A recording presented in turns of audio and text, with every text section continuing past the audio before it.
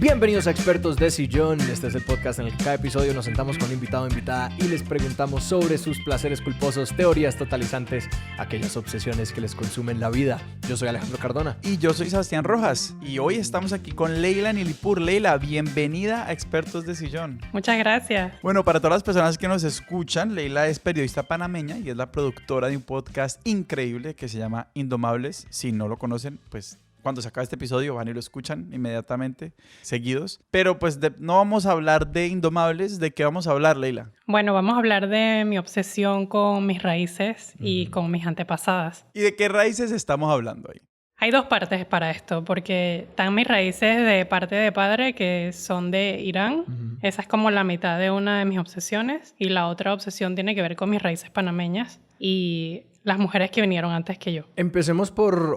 ¿Cuál fue la primera que te llamó la atención en la vida? Porque, digamos, a mí siempre me fascina como el círculo de atención de una persona creciendo se hace más grande y se van dando cuenta de que no solamente son un niño o una niña andando por el mundo, sino que van siendo otras cosas. Y como esos primeros momentos en los que uno se da cuenta como que, yo soy como de una etnia o de un grupo, tengo esta característica que me hace diferente. Como en qué momento se fueron abriendo tus ojos a cómo eras particular en el mundo. Bueno, yo creo que eso empezó como cuando tenía 7 años, quizás, que fue la primera vez que viajamos a Irán en familia y fuimos a visitar a mi abuela, a mis tías, a mis primos de allá. Y fue como, wow, se me abrió este mundo totalmente distinto al que yo conocía. De las primeras cosas que me llamaron la atención fue que mi papá me explicaba que en Irán habían sótanos. Y yo decía, ¿y qué es un sótano? Y me decía, bueno, es como un piso debajo de la tierra. Y yo me imaginaba como una alcantarilla que tú abrías y había una escalera y tú bajabas por esa escalera y era algo así subterráneo. Y recuerdo que cuando llegué a la casa de mis abuelos en Irán, estaba tan decepcionada que simplemente fuera una escalera normal por la que bajabas a un piso más abajo. Yo desde los 7 años empecé a ir a Irán con el afán de mi papá de introducirme a esa cultura, ¿no? No es como que mi papá es descendiente iraní, sino que él creció allá y se fue de Irán como a los 25 años a estudiar en Estados Unidos. Entonces, como que está muy arraigado, pues. Y cuando estabas en la casa, como tu papá, ¿cómo hacía o intentaban transmitirte algo de esa cultura o de algunas de las tradiciones, como en la manera que llevaban la casa cuando estaban viviendo en Panamá? Bueno, para empezar, que a mí no me bautizaron. O sea, dijeron que yo decidiera qué religión quería cuando creciera, porque el lado de mi papá son musulmanes y del lado de mi mamá son católicos. Realmente ninguno de los dos es creyente, así que creo que eso funcionó para que no hubiera conflictos. Y yo crecí prácticamente sin religión, pero siento que era mi mamá la que trataba de inculcar la cultura más que mi papá. Se encargaba de que celebráramos el Año Nuevo persa. La figura que conocían allá los niños era un tío que trae dinero en vez de Papá Noel que trae regalos. Es uno que trae dinero. ¿Cómo se llama esa figura? Se llama Amu Norruz. Norruz es Año Nuevo y Amu es tío. El tío Año Nuevo, me encanta. Cuando venía el tío Año Nuevo, mi prima de acá de Panamá quería quedarse a dormir conmigo porque decía, a mí no me traen dinero. Si me ve contigo, sí me trae. Y trataban como de cocinar comida de allá, aunque en Panamá pues es muy difícil conseguir las especias y los ingredientes exactos. Entonces siempre eran como versiones panameñizadas de comida persa, que incluso la primera vez que las probé cuando fui a Irán, yo le decía a mi abuela de allá como que ella no sabía cocinar.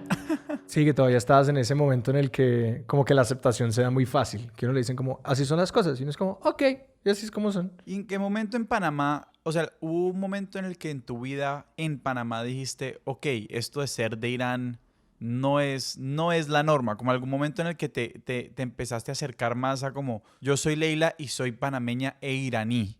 Y esto significa algo en la forma en la que yo habito el mundo. Sí, creo que ir a Irán para mí siempre fue como que esa cosa rara que yo hacía. Y me gustaba mucho tomar fotos cuando estaba allá para mostrarle a la gente acá, porque acá realmente no es común que haya alguien de Irán. Creo que creciendo conocíamos como 2 familias más, que una panameña se había casado con un iraní. Y de alguna forma mantenían ciertas tradiciones, pero no viajaban como nosotros. Siempre me sentí como sola por ese lado. Fue cuando fui a la universidad en Estados Unidos, empecé a buscar más de ese lado, porque en Estados Unidos hay una comunidad mucho más establecida y grande, y yo estudié en Texas, donde había muchísimos persas. Entonces fue como, mi instinto natural fue ir a buscar esos grupos de estudiantes persas para irme integrando, para ir conociéndolos. para sentirme como que era iraní y habían otros como yo. Pero me di cuenta de que no éramos iguales. Ellos habían crecido en Estados Unidos, la mayoría no viajaban a Irán. Hay como una cultura muy propia de los persas que crecieron en Estados Unidos, que yo no crecí con ella, pues. Y que es la misma con la que crecieron mis primos que crecieron en California. ¿Y cómo es esa cultura? No sé, son como muy orgullosos de ser persas. Hablan un persa que ellos llaman como persa de cocina, que es como las conversaciones que tú tendrías en una cocina, como ese nivel de lenguaje. Y son muy orgullosos, pero muchos no han ido allá. Entonces es como una cultura persa, pero no en Irán, que de repente rechaza. ¿Cómo te explico? Pero es que ahí hay una distinción que me parece curiosa que estás haciendo con el mismo lenguaje, y es hablar de persas y hablar de iraníes. Esta gente ante todo se identificaba más como con una idea de Persia, más que la idea de como Irán como una nación. ¿Cómo funcionaba eso? Sí, yo creo que es ese tema, ¿no? De que somos parte de esta cultura milenaria increíble y no queremos asociarnos tanto con el gobierno de turno y con lo que ellos están haciendo en Irán. Temas que eran muy estigmatizados en los Estados Unidos. Cuando mi papá estaba en Estados Unidos, a muchos de ellos los atacaban porque fue justo después de la toma de los rehenes y había como mucha discriminación. Hagamos la versión Spark Notes de la revolución, que quiero que quede el contexto para los oyentes y para mí, que tengo una noción muy por encimita de que... O sea, mi comprensión es de que había un momento en el que Irán como que estaba muy, entre comillas, occidentalizado, y se ponen estas fotos como de la gente andando en la calle, que luego hubo una revolución. ¿Y qué pasó? Mi papá siempre habla de que sus hermanas andaban en minifalda por ahí. Sí, es que esas son las fotos que como un Cadillac en la calle y las mujeres en minifalda y los hombres en traje muy occidental, y que luego hay una revolución y como... Y todo cambió radicalmente. Así, había mucho descontento con el Shah de Irán, que era el rey, digamos. También había algún tipo de resentimiento porque, bueno, era fácil de manipular por Estados Unidos. Y se unieron muchos grupos distintos, no solo grupos religiosos, sino grupos de sociedad civil, estudiantes, etcétera, para hacer este cambio. Y al final, cuando se dio la revolución y se va el Shah de Irán, los religiosos como que empezaron a ir en contra de los que habían luchado con ellos y a tomarse ellos el poder. Entonces, digamos que en principio la revolución no buscaba ser religiosa, ellos eran solo un grupo, pero al final se apoderaron del poder y bueno, siguen allí. Y todo cambió, pues se hizo un estado basado en la regla Corán, del Islam. Las mujeres se tienen que tapar. Era súper estricto cuando recién se hizo la revolución. De hecho, mis papás fueron en el 84 y ni siquiera se podían tomar de la mano en la calle.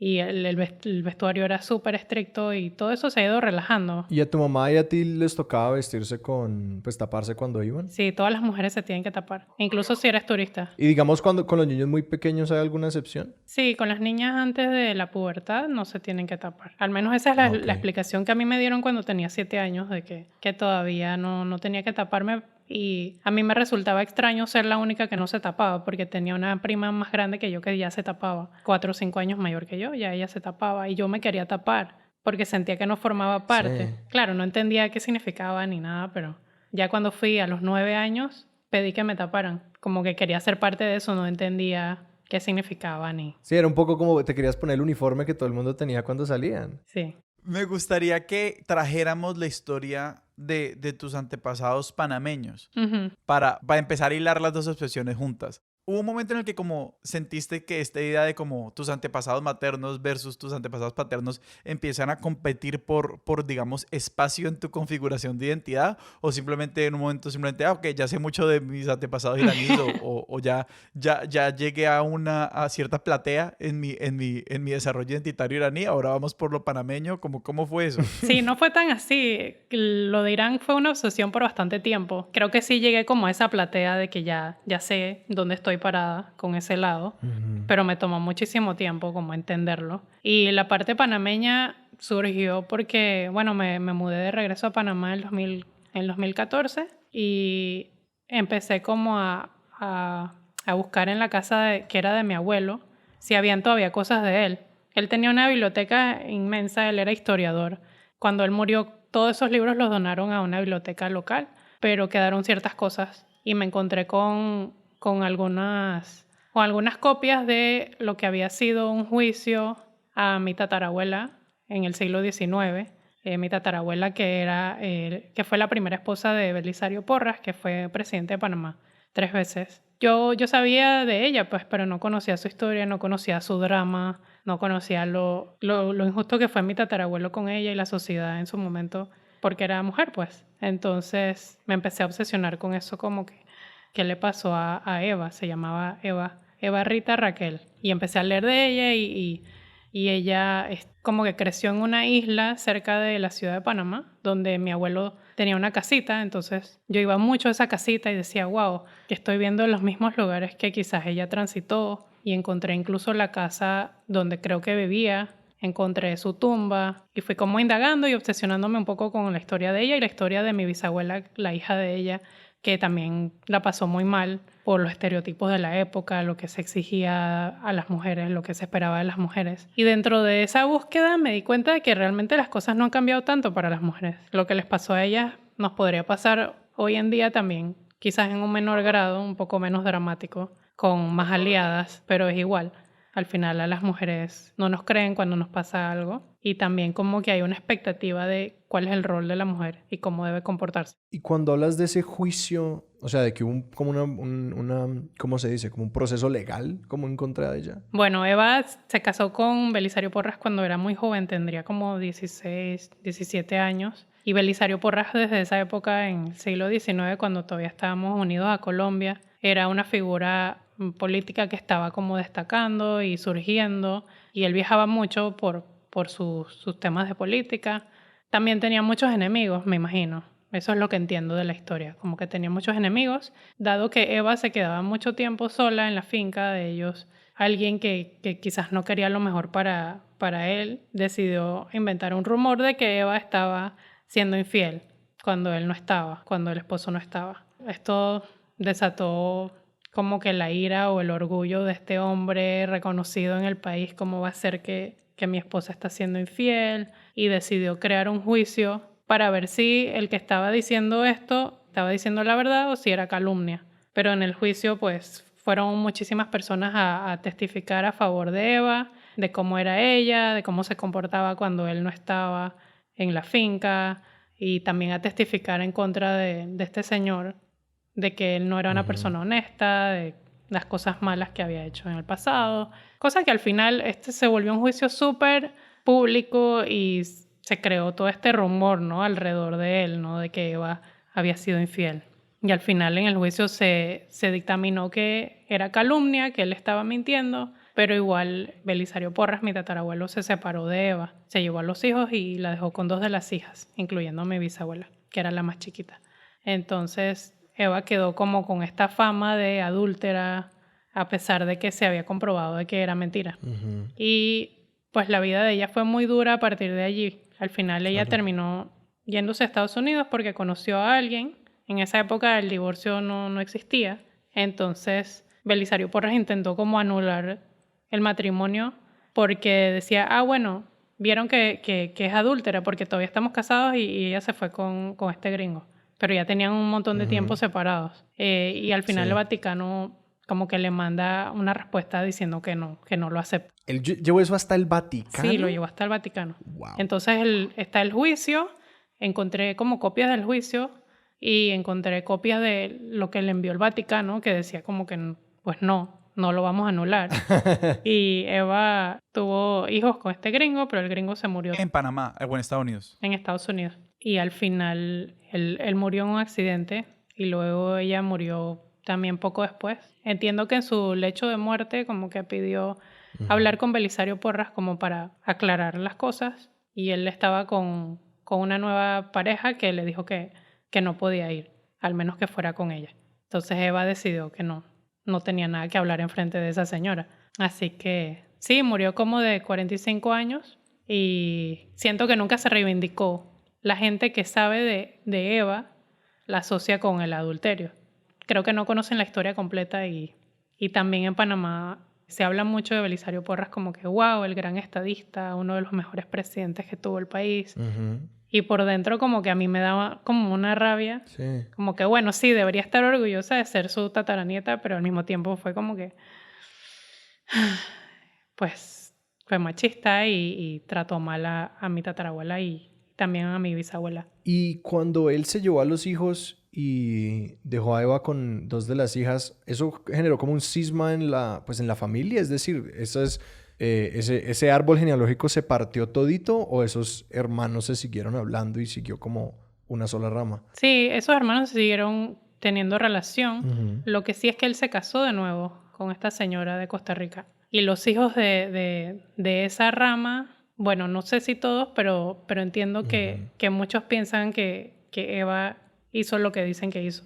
O sea, como que no hay una buena imagen de Eva. Creo que lo que le pasó a Eva al final afectó a mi bisabuela, que era la hija más chica. Y ella, cuando mi tatarabuelo era presidente, o sea, su papá era presidente, y ella quedó embarazada de un gringo que vivía en la isla esta de Taboga, que fue donde creció su mamá. Y Belisario Porras como que, no puede ser, te tienes que casar para taparlo, porque el gringo desapareció. Y intentó que ella se casara con una persona de Costa Rica, un señor ya mayor, y mi bisabuela dijo, no me quiero casar con él. Y bueno, como no le hizo caso y estaba embarazada y era como que un escándalo, se desentendió de ella. Y mi bisabuela terminó casándose con mi bisabuelo, que era un señor del campo, humilde, divorciado, ya tenía hijos, o sea, un desastre. O sea, un desastre según los estándares de la época y de lo que Sí, sí, sí. esperaban de una hija de un presidente, ¿no? Crecieron en suma pobreza. Él nunca los apoyó. Creciendo mi abuelo y sus hermanos recuerdan que muchas veces no tenían casi que comer y ni que vestir y la pasaron muy duro. Y mientras tanto, el abuelo de ellos era presidente. Y una anécdota que contaba mi abuelo era que una vuelta una maestra lo invitó a comer a su casa y le sirvió un huevo sancochado, un huevo hervido. Y mi abuelo le preguntó como que el huevo entero es para mí o lo tengo que compartir. Wow. Y hoy en día, ¿cuál es la relación con esa historia? Digamos, desde la historia oficial familiar, como lo que dicen tu mamá, lo que decía tu abuelo, ¿cómo se maneja la relación con uno de los grandes presidentes de la historia de Panamá? Esta historia como que nadie la comenta. Yo fui la que empezó a sacarla como del baúl de los recuerdos. No sé si es el baúl de los recuerdos o el baúl que intentan enterrar para siempre. Porque para la generación de mi abuelo, por alguna razón es un tema de vergüenza. Como que nunca he visto que han intentado como salir a decir la verdad o reivindicar la historia de Eva, sino que intentan no hablar de eso y fingir que nada pasó. Ujú. Yo siento que para reivindicarla tiene que ser con las nuevas generaciones, sus tataranietas. Y yo empecé como a conversar con mis primas y hablarles de la historia de Eva y todas quedaron muy interesadas y empezaron como a investigar también por su cuenta. Mi abuelo y sus hermanos eran muy orgullosos de ser nietos de él. Ujú. Y mi abuelo, que era historiador, incluso hizo libros sobre la vida de su abuelo, que fue presidente. Y realmente a mí nunca me habló de Eva. Una vez tuiteé algo sobre el tema y un montón de gente empezó como a atacarme, porque este tipo es como una figura muy, no sé, de la que los panameños se sienten orgullosos. Hagamos entonces el Spark Notes, así que este episodio lleno de notas históricas al margen. Hagamos una breve reseña de la presidencia o el personaje político de Belisario Porras. O sea, ¿quién es este tipo para los que no conocen la historia de Panamá a profundidad? Bueno, él peleó en la Guerra de los 1000 días, que me imagino que ustedes la conocen. Sí, general en la Guerra de los 1000 días, o coronel o algo así, o simplemente soldado. Tenía como un nivel alto, no sé cuál era exactamente, pero era uno de los líderes de los liberales. Estuvo en contra de los tratados del canal cuando se dieron, porque sentía que le estábamos entregando el país a Estados Unidos. Entonces estuvo exiliado un tiempo. De alguna forma fue como enemigo público y entiendo que le quitaron la ciudadanía por un tiempo. Oh, wow. Luego regresó, hizo su carrera política, fue presidente cuando se construyó el canal y luego fue presidente 2 veces más. Creo que del 1916 al 18 y luego de 1920 a 1924, si no me equivoco. Este era un hombre muy nacionalista. Él no quería que hubiera presencia de Estados Unidos. Pero le tocó supervisar la construcción del Le canal, tocó porque era ser una decisión que ya presidente se en la había tomado. época y él como que se encargó de que se creara esta figura alrededor de Vasco Núñez de Balboa. Vasco Núñez de Balboa fue el que descubrió el mar Pacífico, como que cruzó el Darién y llegó al mar Pacífico y es como el descubridor del mar del sur. Y Belisario Porras como que trabajó para que esta figura se volviera como parte de nuestra identidad hispana, para resaltar la parte hispana de nosotros en un momento en que había tanta presencia de Estados Unidos. Nada, pues tenemos un monumento gigante, horroroso, a Vasco Núñez de Balboa que mira hacia el mar Pacífico. Tenemos la moneda, tenemos su cara en la moneda, tenemos una cerveza que se llama Balboa. O sea, realmente está en todos lados. Y bueno, este fue un gran estadista. Realmente sí, fue un buen presidente. O sea, creó como que el sistema creó muchas carreteras, creó un hospital gigante, un hospital público gigante, creó los archivos nacionales, porque en su época como que todas las cosas las botaban y no había como un repositorio de nuestros archivos históricos.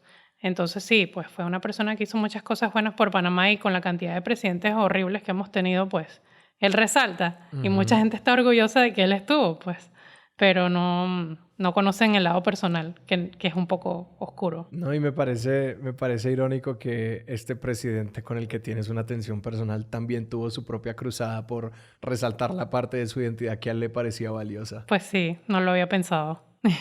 ¿Tú hoy en día sientes, por decirlo así, una crisis de identidad panameña por digamos, choque de narrativas? Porque es que a la larga que hay un conflicto profundo y personal con la historia oficial, o sea, la historia de la nación.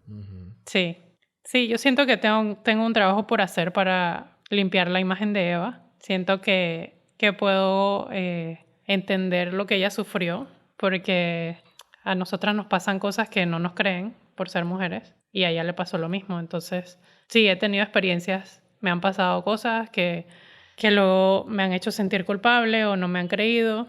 No es al nivel que le pasó a ella, pero es como que, wow, han pasado más de 100 años y pues en el fondo no han cambiado tanto las cosas. Pareciera que sí, pues, pero sigue ocurriendo lo mismo. No, y que además, o sea, el hecho de que ella es este pie de página al lado de este gran hombre, es irónico porque en el gran arco de la historia, la mancha no es que ella haya tenido este juicio y que le manchara su nombre, fue el hecho de que él como que le diera la espalda después de eso. Que él en su momento probablemente estaba diciendo, no, pues lo que a mí más me conviene para salvaguardar mi reputación es como alejarme de esto lo más que pueda. Y que en realidad, pues, ahora a largo plazo, cuando esas cosas se destapan, es lo que más daño le hace. Y hay mucha gente que no quiere que se hable mal de él. Ajá. O que saquen nada a relucir, que no sea positivo. Pero no sé, siento que como descendiente tengo el derecho y el deber. Y no es hablar mal de él, es decir la realidad. ¿Qué relación tienes entonces como no sé, es que no sé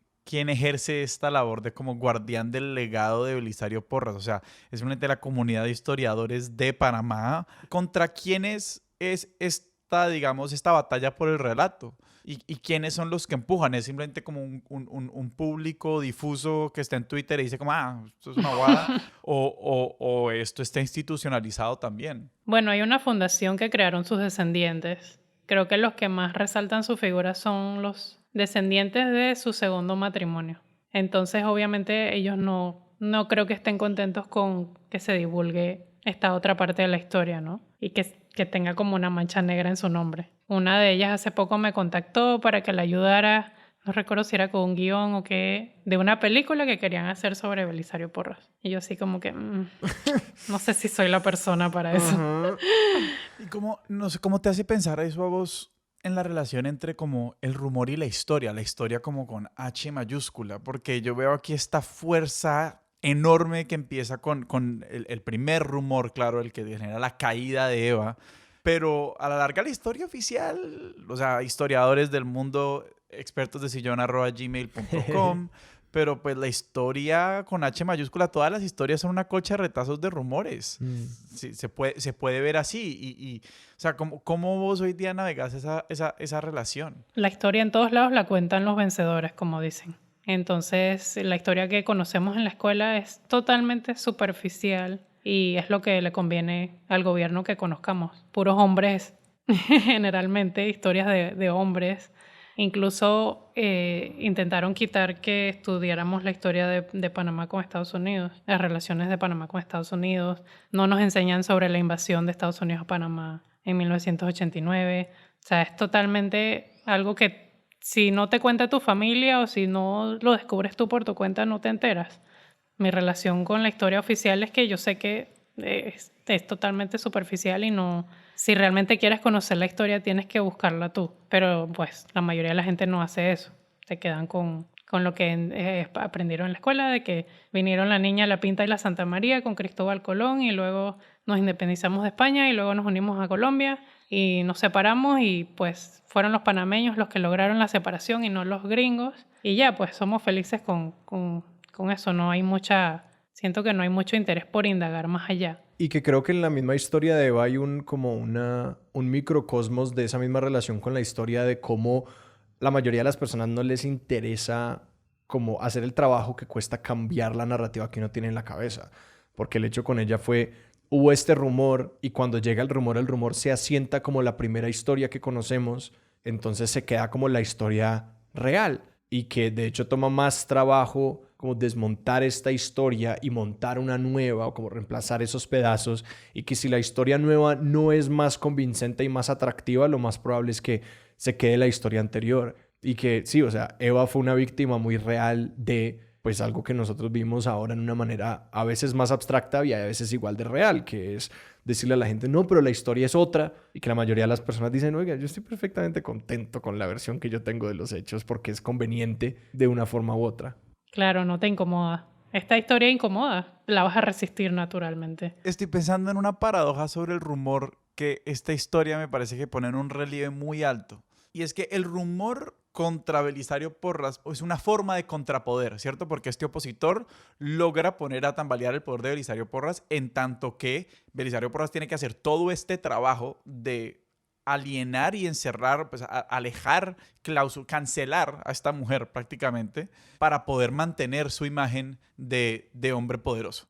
La paradoja está en que ese rumor, digamos que funciona como contrapoder para desestabilizar un poquito a Belisario Porras, de la misma forma igual refuerza 1000 ideas mucho más grandes de poder, que es como el poder patriarcal. Es un contrapoder muy mínimo y esa distinción como muy sutil me parece muy...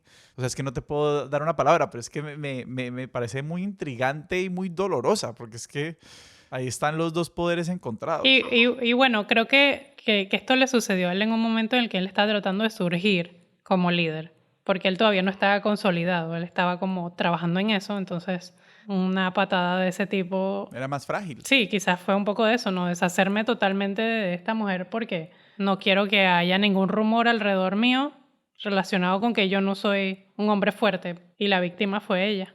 Dejemos un momento ahí la historia de Eva porque quiero regresar a la crisis de identidad con la faceta iraní. O sea, tú dices que en 2014, o sea, todo este proceso de exploración con Panamá comienza en 2014 después de que tú ya dices casi que resuelto los problemas con Irán.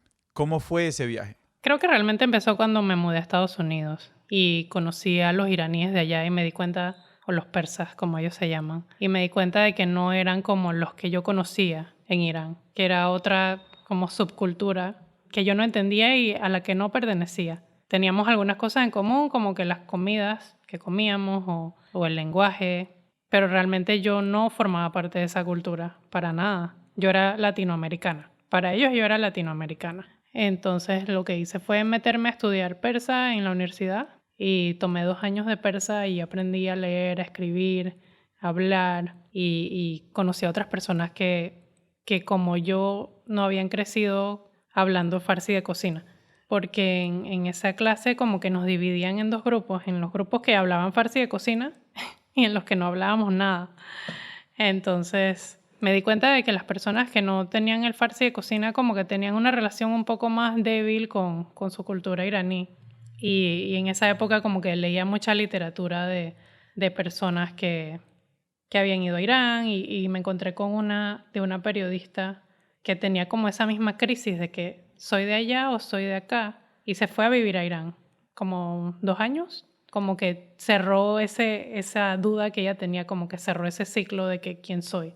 Y recuerdo que yo me metía tanto en su historia de que ella tenía como las tarjetitas con las que aprendía las palabras y trataba como de hacer su vida en Irán como si ella viviera allí, no como si fuera una turista. Yo decía, wow, yo siempre he ido como turista. Yo voy, me quedo un mes, me como todas las comidas que he extrañado, compro cositas, souvenirs y me regreso a Panamá. Y ya, pues mi relación con Irán es turística. Me sentí así. Y dice, qué admiración la que sentía por esta mujer que decidió irse a vivir allá y experimentarlo de primera mano y tratar de entender quién era ella dentro de todo esto. Entonces decidí hacer eso.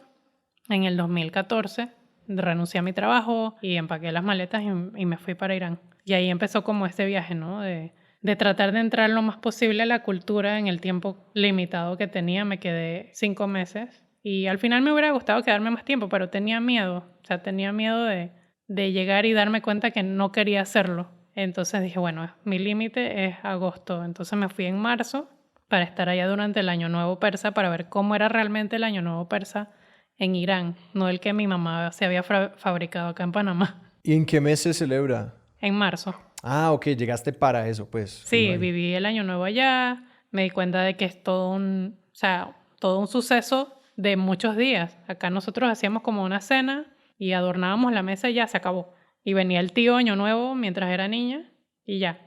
Pero allá habían como más figuras y además había esta tradición de que en los siguientes 14 días recibías visitas y tú también tenías que hacer visitas. Entonces tienen toda esta preparación de las cosas que le tienes que ofrecer a las visitas.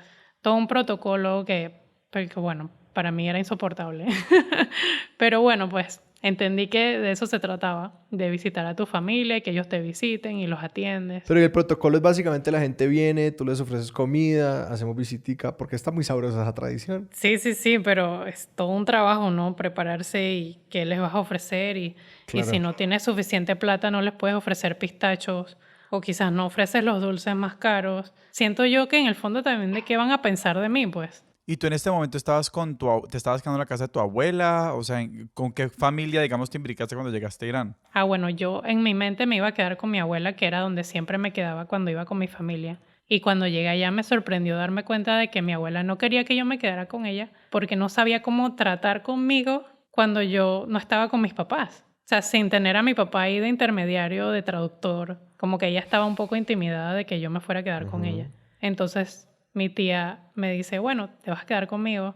Y me enteré cuando llegué allá. Yo misma traté de encontrar las cosas que yo quería hacer allá y con la ayuda de ellos me fui metiendo en distintas clases. Encontré que la universidad de la ciudad de mi papá, que es Isfahán, tenían un programa para personas que querían aprender persa, personas de Irán, pues personas extranjeras que querían aprender persa. Entonces me metí allí, entonces iba todos los días a la universidad, después encontré unas clases de música, entonces empecé a aprender a tocar la guitarra persa. Luego encontré una clase de dibujo en miniatura, que es un tipo de arte que hacen allá. Y finalmente encontré clases de danza, que es como un tema medio prohibido allá. O sea, realmente no hay academias oficiales de danza porque son como prohibidas.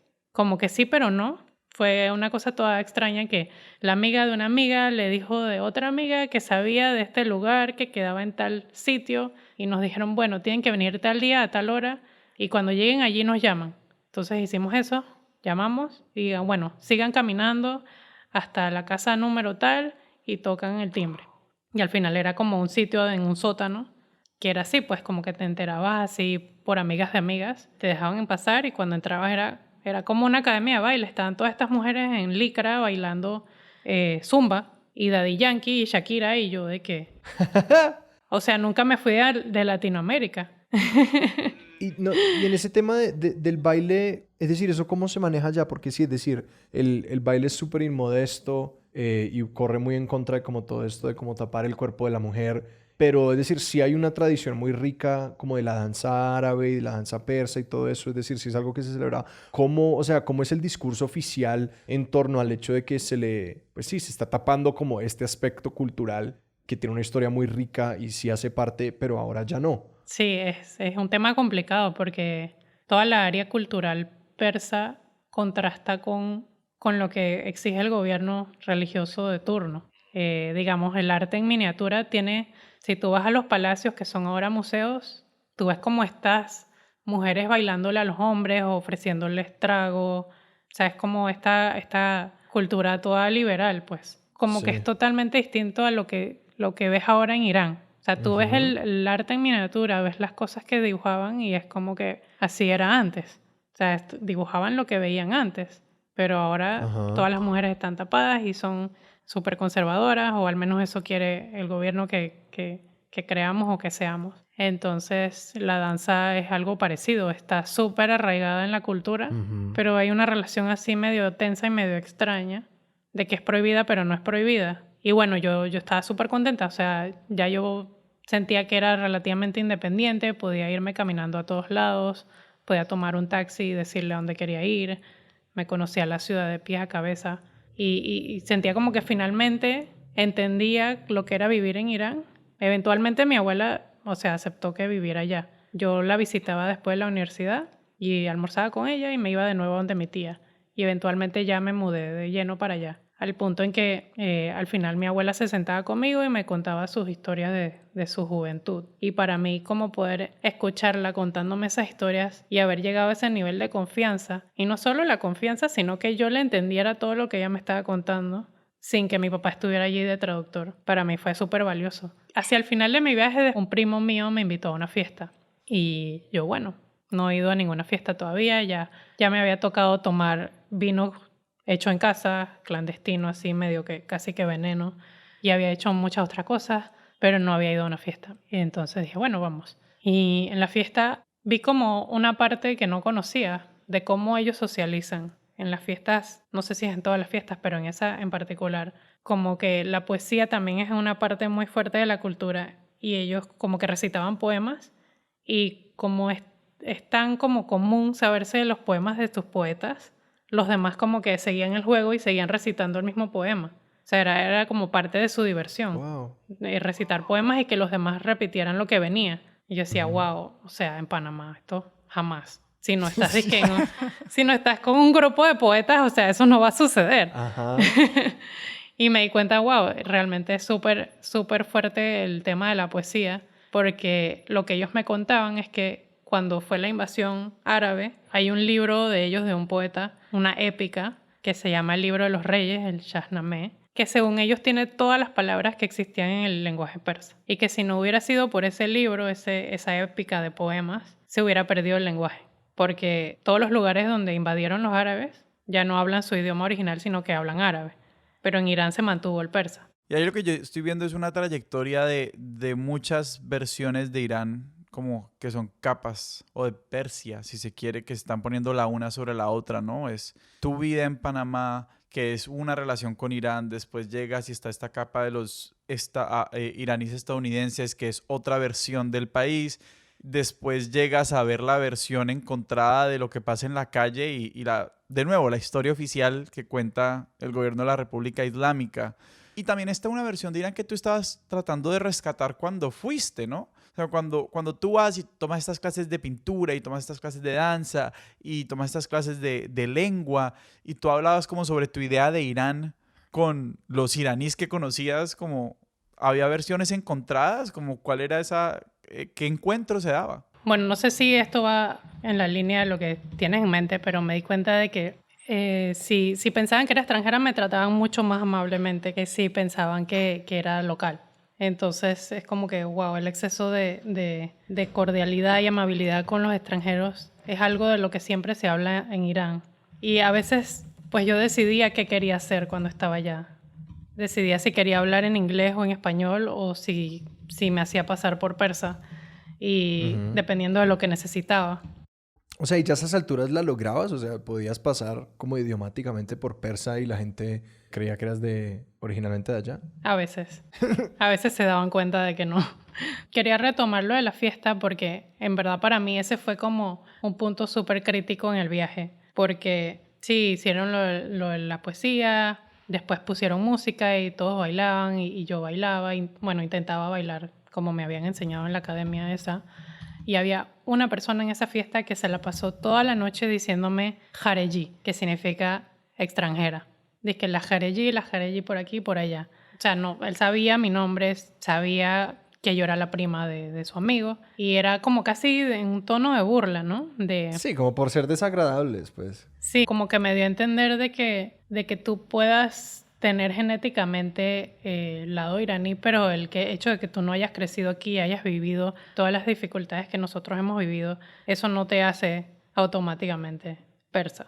Como que tú quieres creer que lo eres, pero realmente no has vivido lo que hemos vivido nosotros. Y para mí fue súper doloroso que toda la noche me llamara así. Porque yo decía, wow, esto fue hacia el final de mi viaje. Yo decía, llevo tantos meses esforzándome por entender esta cultura, tomando todo tipo de clases, tratando de, ¿sabes? De vivir el Irán del día a día, no el turista que siempre he vivido cómodamente. O sea, y al final no importa todo el esfuerzo que yo haga por no haber crecido aquí, siempre voy a ser jareji, pues, para algunos. Y me quedé con ese dolor por mucho tiempo.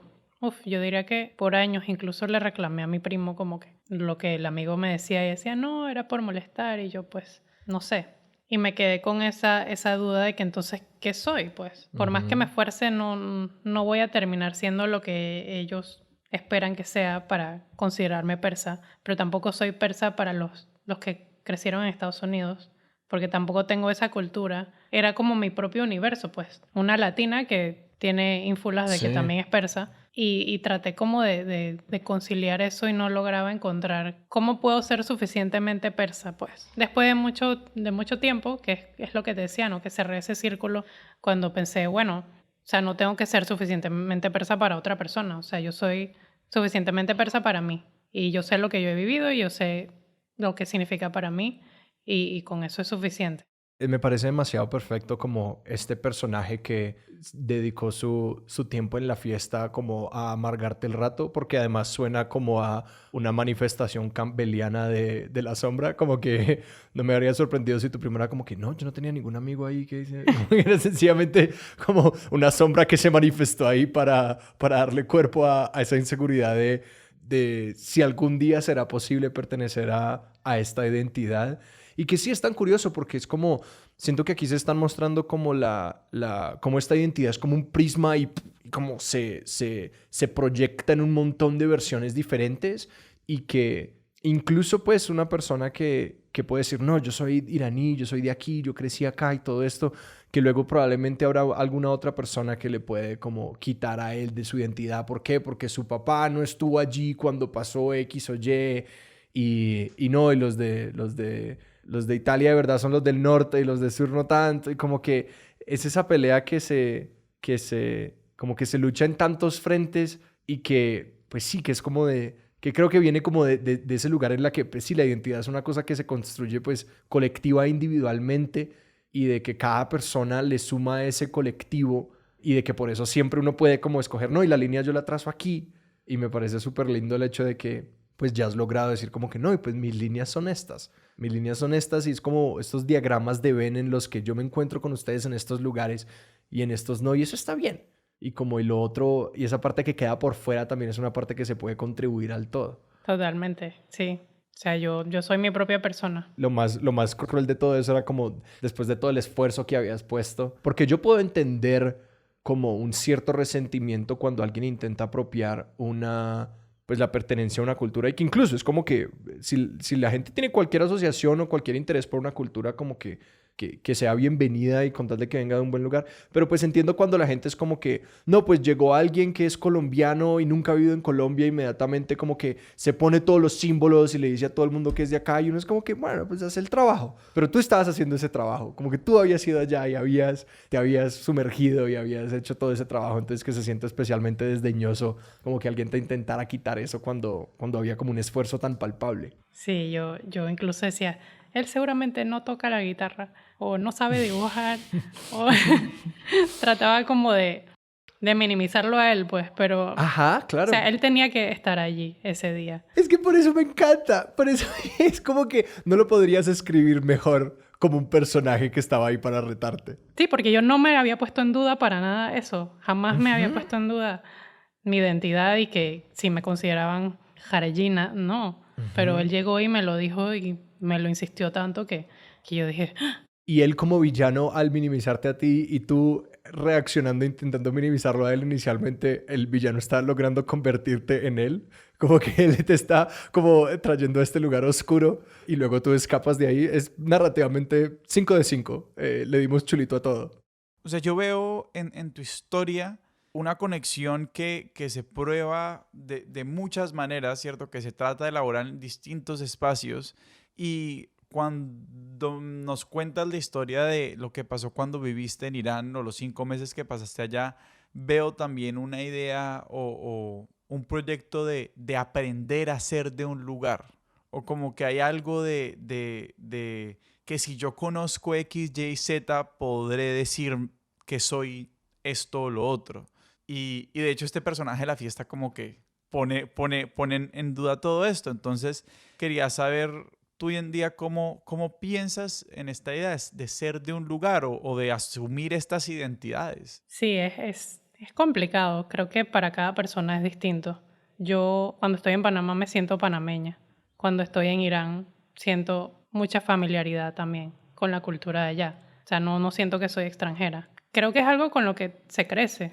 Allá o no he aprendido a hacer cosas de la cultura de allá, a tocar la guitarra o a bailar o a dibujar. Eso no me hace más o menos. Si no hubiera hecho eso, igual me hubiera sentido de allá, pues. Siento que estaba quizás haciendo un esfuerzo extremadamente grande de quizás cumplir con ciertos parámetros de que, pues si soy de acá tengo que saber bailar. Pero uno lo construye con sus experiencias.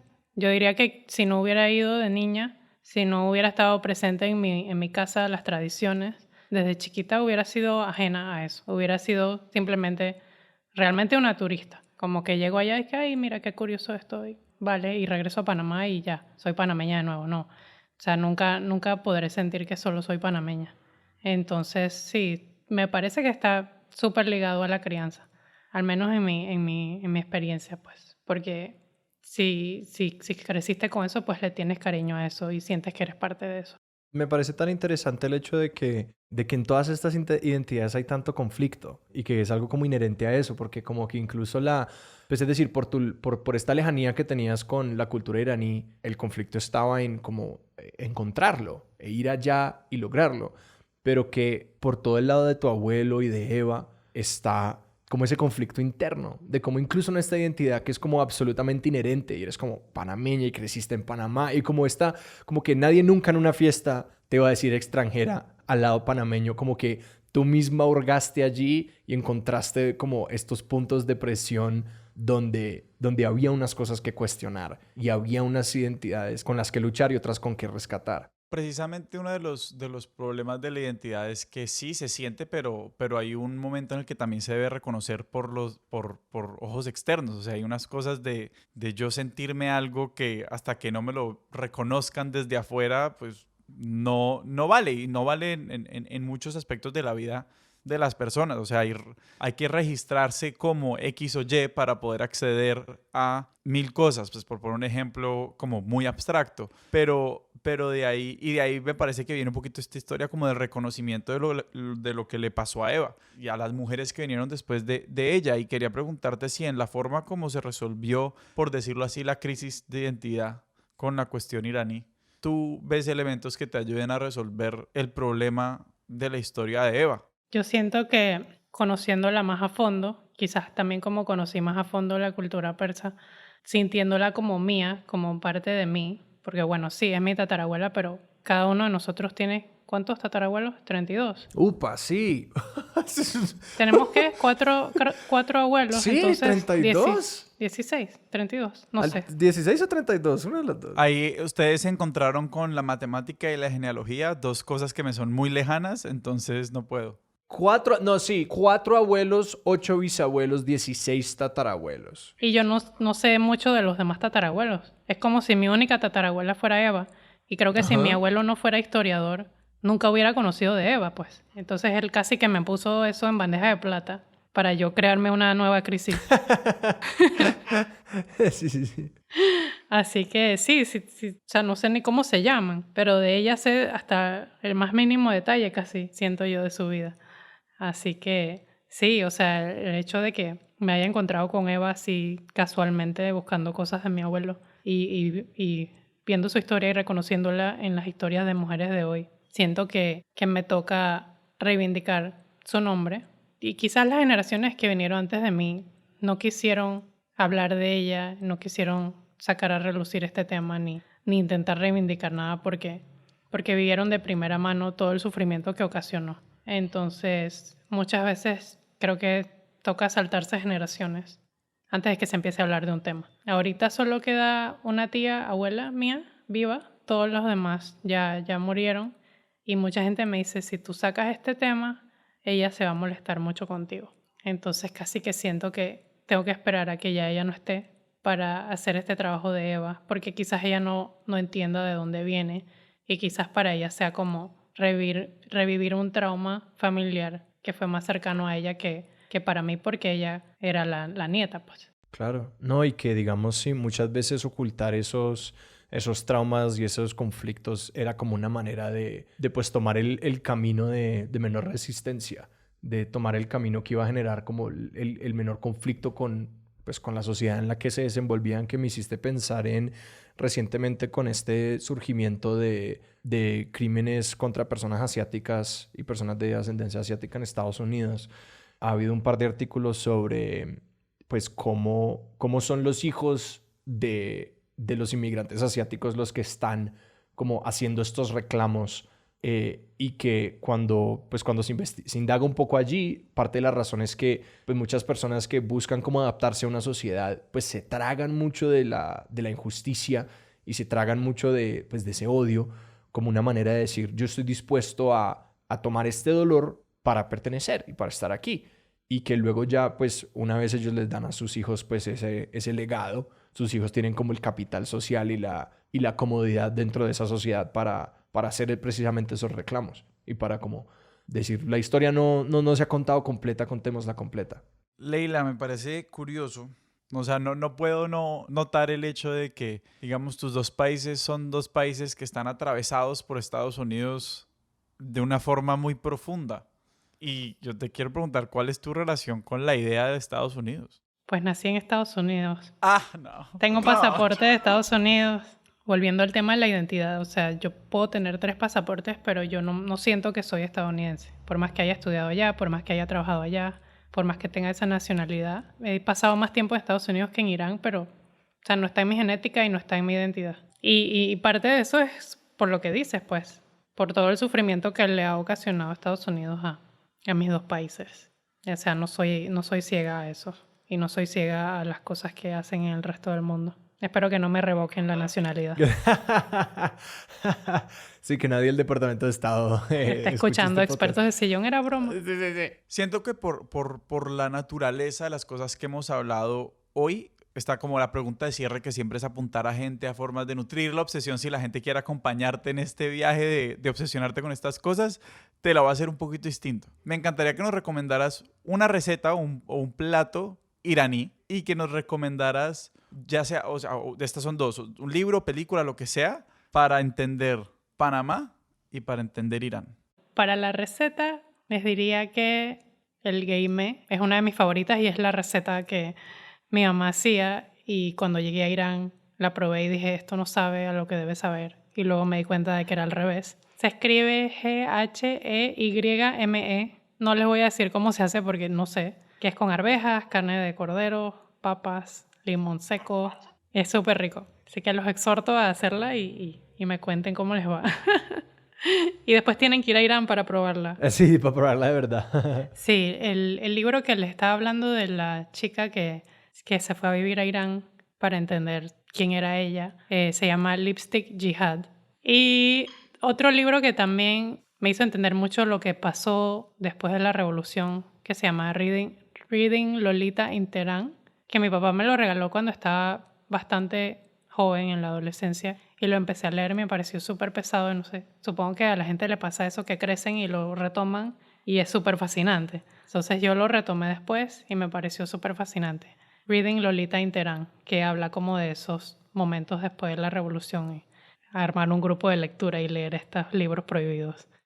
Y de libros para entender Panamá está El país creado por Wall Street, que habla de todo lo que pasó alrededor de las negociaciones del canal y cómo terminamos separándonos de Colombia. Y esos son los inicios en los que vivió Belisario Porras y vivió Eva. Y pues películas, creo que recientemente el documental Invasión, para entender la historia más reciente de Panamá y la intervención de Estados Unidos en los 80s. Eso fue invasión de Bush papá, ¿no? Ajá. Para sacar a Noriega. Para sacar a Noriega. Y Bush papá también estuvo en Irán. Bush papá quiso estar en muchas partes. Sí, sí. Y una de las cosas que mi papá me cuenta es que cuando nacimos en Estados Unidos no sabían a dónde mudarse, porque si se iban a Irán estaban en guerra con Irak y en Panamá estábamos en medio de una dictadura y en Estados Unidos no eran aceptados, no conseguían trabajo por no ser de allí. Entonces dijeron, bueno, nos vamos a Panamá, por lo menos no hay una guerra, entonces nos mudamos acá. Y al poco rato fue la invasión y mi papá decía, o sea, yo me vine a Panamá porque en teoría es un país pacífico y no había guerra y de repente están tirando bombas y encuentro balas en mi patio. Fue como que me persigue el conflicto. Y si ven el documental La Invasión, ven que se ha hecho un esfuerzo por tapar esa historia. O sea, los jóvenes muchos no la conocen. Leila, si la gente te quiere seguir a ti y a tus proyectos, ¿a dónde te pueden encontrar? Bueno, pueden seguir Indomables Podcast, que bueno, es nuestro podcast narrativo donde intentamos hablar de los temas sociales, culturales, históricos de Panamá. Si quieren aprender más de Panamá, ahí también pueden escuchar. Leila, muchísimas gracias. Muchísimas gracias. Muchísimas gracias. En serio, por tener esta conversación con nosotros. Gracias a ustedes. Sebas, ¿a nosotros dónde nos pueden encontrar en redes? A nosotros nos encuentran en Instagram como @expertosdesillón, en Twitter como @expertosillón y nos pueden escribir a nuestro correo expertosdesillón@gmail.com. Nuestra música es de Juan Esteban Arango. Nuestro logo es de Sebastián Márquez y Expertos de Sillón es un proyecto de Sillón Estudios producido por Sara Trejos. Yo soy Sebastián Rojas. Yo soy Alejandro Cardona y esto fue Expertos de Sillón. Hasta la próxima.